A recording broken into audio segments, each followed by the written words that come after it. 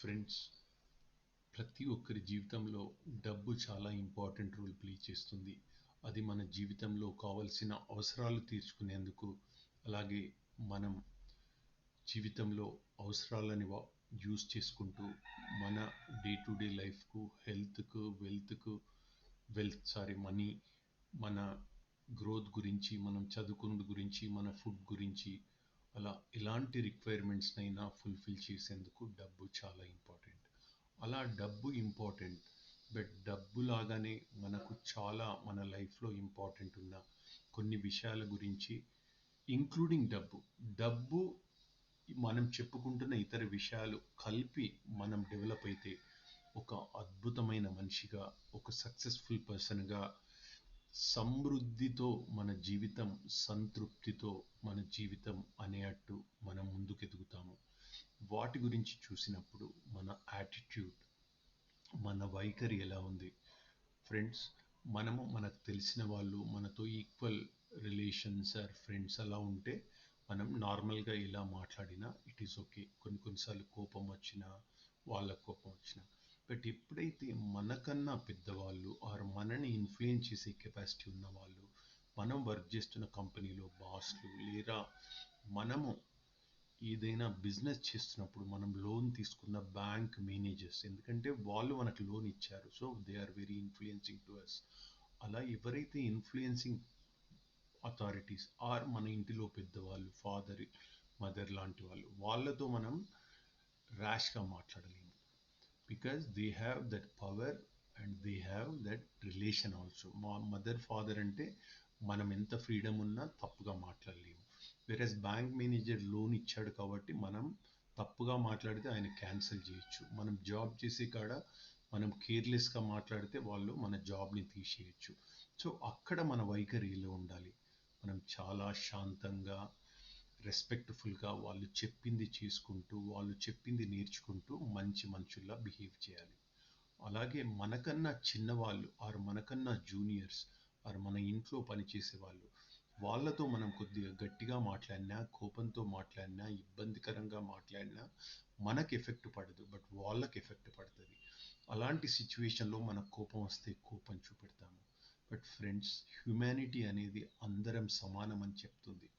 అందుకని మనని ఇన్ఫ్లుయెన్స్ చేసే వాళ్ళైనా, మన తోటి వారైనా, మనకన్నా తక్కువ ఉన్న వారైనా, అందరినీ ఈక్వాలిటీతో చూడగలిగినప్పుడు, ఒకటే వైఖరితో, సమానత్వంతో చూడగలిగినప్పుడు, అలాగే మన ఎమోషన్స్ కోపంగా ఉన్నా, సంతోషంగా ఉన్నా, బ్యాలెన్స్గా ఉన్నా, మన రియాక్షన్స్ డిఫరెంట్ పీపుల్తో అవసరానికి అనుగుణంగా ఉన్నప్పుడు మన వైఖరి బాగుందని అంటాము.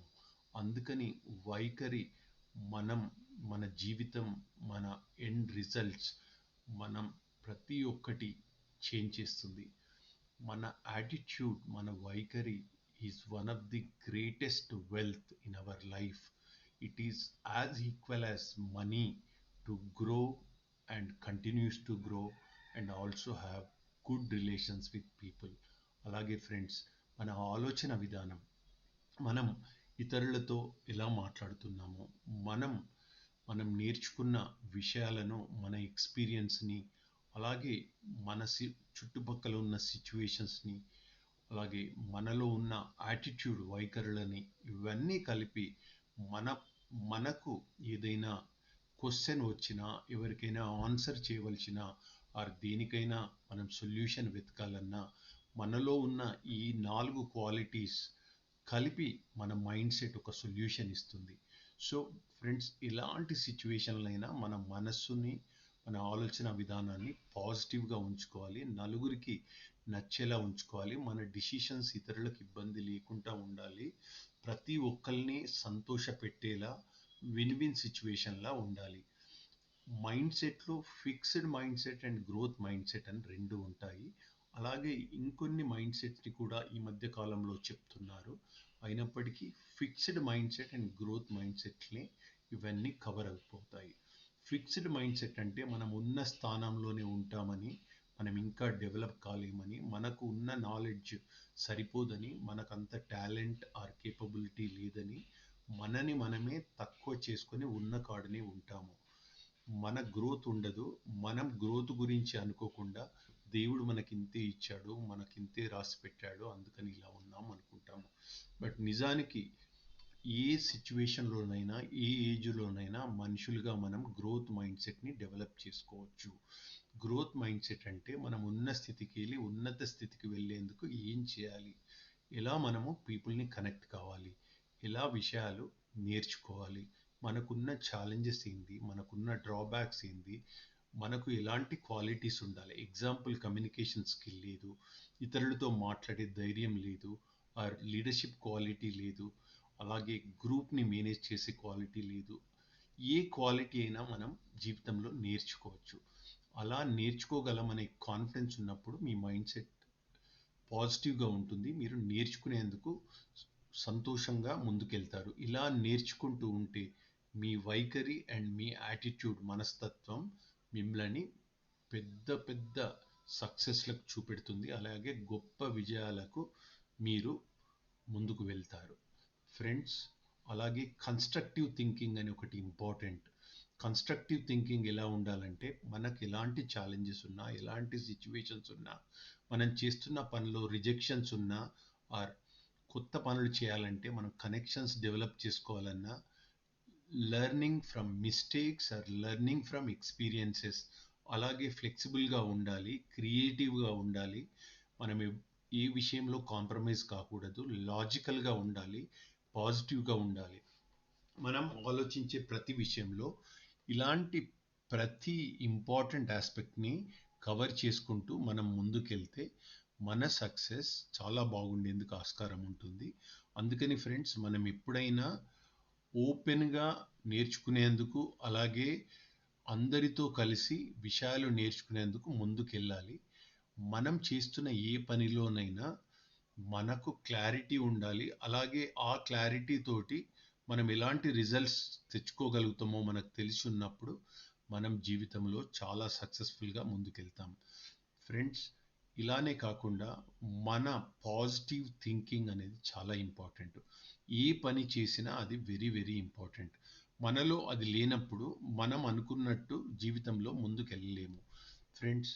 మనం ఎలాంటి సిచ్యువేషన్లో ఉన్నా మనం చేయగలుగుతాము, నేర్చుకోగలుగుతాము, ఇంకా డెవలప్ కాగలుగుతాము, ముందుకెళ్ళగలుగుతాము, అలాగే నేర్చుకోగలుగుతాము. కష్టాన్ని కష్టపడితే ఇష్టంగా అవుతుంది.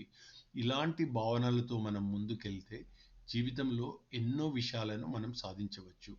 అలా సాధించేందుకు కష్టపడే గుణం అండ్ నేర్చుకునే తత్వం, మనతో పాటు మనకు సపోర్ట్ చేసే family, friends, colleagues or mentors ఉండాలి. మెంటర్ అనేవాడు మనకు కొత్త విషయాలను ఎలా తెలుసుకోవాలి, జీవితంలో ఎలా ముందుకెళ్ళాలి, విషయాలను ఎలా నేర్చుకోవాలి, ఛాలెంజెస్ని ఎలా ఓవర్కమ్ కావాలి, అలాంటి మనలో ఉండే డిఫరెంట్ డౌట్స్ని క్లారిటీ ఇచ్చేందుకు, మనని ఇన్స్పైర్ చేసేందుకు, మనకు కరెక్ట్ వే చూపెట్టేందుకు మెంటర్స్, గైడ్స్ మనకు హెల్ప్ చేస్తారు. అలానే మన రిలేషన్షిప్ కూడా చాలా ఇంపార్టెంట్. రిలేషన్షిప్ అనేది మన లైఫ్ లైన్. మనం కరెక్ట్ రిలేషన్షిప్ పెట్టుకోకుండా జీవితంలో ఎంతగా కష్టపడ్డా, ఎంత ఉరికినా మనలో మోటివేషన్ ఉండదు, ఇన్స్పిరేషన్ ఉండదు. సంబంధాలే మనలో మనం చేసిన పనులకు మనం రిలాక్స్ అయ్యేందుకు, అలాగే మన బాధలు, సంతోషాలు షేర్ చేసుకునేందుకు, మన లవ్డ్ వన్స్, మన ఫ్యామిలీ యొక్క మంచి చెడు చూసుకునేందుకు, మనలోని మంచి మంచి ఎమోషన్స్ని మనం ఎంజాయ్ చేసేందుకు తప్పకుండా రిలేషన్స్ అవసరం. రిలేషన్స్ అనేటివి social, professional and also personal relations friends. Personal relations, family, friends, అలా మన చుట్టూ వాళ్ళతో ఉండే రిలేషన్స్, అవి మన జీవితానికి సంబంధించి మన ఎమోషన్స్ని, అలాగే మన భావోద్వేగాలతో మన ఫ్యామిలీ, మన బంధాలు, అనుబంధాలు, అలా వాటి మీద ఇంపార్టెంట్ చూపెడుతుంది. ప్రొఫెషనల్ అన్నప్పుడు అది మన ఉద్యోగానికి సంబంధించి, మన బిజినెస్కు సంబంధించి, అలాగే మన గ్రోత్కు సంబంధించిన కొన్ని భావాలు. అలాగే ఎప్పుడైతే మనం సోషల్ అన్నప్పుడు మనం కమ్యూనిటీ రిలేషన్స్, సత్సంగ్స్, అలాగే మాస్టర్ మైండ్స్, వీటి ద్వారా కూడా మనం నేర్చుకునేందుకు, తెలుసుకునేందుకు, ముందుకెళ్ళేందుకు ఎంతో సహాయం దొరుకుతుంది ఫ్రెండ్స్. అలాగే ఎమోషనల్ ఇంటెలిజెన్స్ని మనం ఎప్పుడైతే బ్యాలెన్స్ చేసుకుంటామో మనలో ఉన్న ఒత్తిడి తగ్గుతుంది, మానసిక ఆరోగ్యం ఇంప్రూవ్ అవుతుంది, వ్యక్తిగత అభివృద్ధి జరుగుతుంది, నిర్మాణాత్మకంగా మనం ఆలోచిస్తాము, మన అభిప్రాయాలు పాజిటివ్గా ఉంటాయి, ఆనందం ఫుల్ఫిల్మెంట్ అనేది మనతో ఉంటుంది, పట్టుదల, ప్రేరణ, అలాగే నెట్వర్కింగ్ అనేటివి మనను డెవలప్ చేసుకునే ఆస్కారంతో మనం జీవితంలో ముందుకెళ్ళేందుకు చాలా అవకాశాలు ఉంటాయి. ఫ్రెండ్స్, నేను ఈ డబ్బుతో పాటు మనకు కావాల్సిన కొన్ని క్వాలిటీస్లో 5 విషయాలు ఇప్పుడు నేర్చుకున్నాం. 5 to 6 points. We will discuss another few points in our next video. Thank you very much. Kindly subscribe my channel and like. uh, I will come with a lot of good topics which will help youth and people working in different areas. Thank you very much. Ravi Rao signing off.